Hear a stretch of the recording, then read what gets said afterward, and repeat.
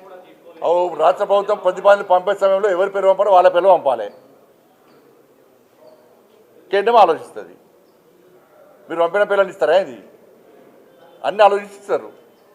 పంపేటప్పుడు కూడా జాగ్రత్తగా పంపాలి. మంచి వ్యక్తుల పేరు పంపాలి. వీళ్ళు మంచి వ్యక్తులు కాదంటలే, నేను పద్మశ్రీ అవార్డు వచ్చేటువంటి స్థాయి వ్యక్తులను పంపాలి. పంపితే ఇస్తారు. ఎట్టిస్తామన్నా? ఎట్టిస్తాం? గద్దరికి ఎట్టిస్తాం చెప్పండి అనే భావజాలం ఏంది? ఎంతమంది భారతీయ జనతా పార్టీ కార్యకర్తలను మర్డర్ చేసిన వ్యక్తులు ఆయన ఎట్టిస్తాం? మేము పక్కా అయ్యాం. మా కార్యకర్తలను చంపితే మా కార్యకర్తలు చంపిన కార్యకర్తలను పాటలు పాడినటువంటి వ్యక్తి గద్దర్. అనేక మంది పోలీసులను ఎన్కౌంటర్ చేసిన విషయంలో గద్దర్. ఎట్లిస్తాం? మీరు వంశం ఇస్తాం ఏంది అవార్డ్స్? భయపడే ప్రసక్తి లేదు, వెనుకపోయే ప్రసక్తి లేదు.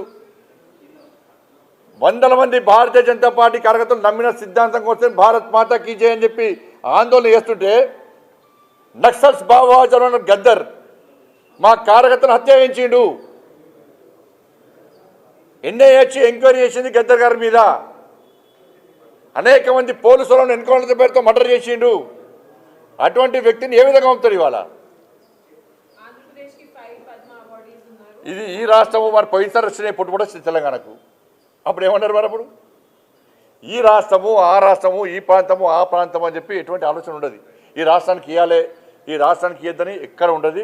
ఇవన్నీ మళ్ళీ ఒకసారి తెలంగాణ సెంటిమెంట్ను మీరు రగిలిసిన తెలంగాణ ప్రజలు అన్నీ తెలుసు.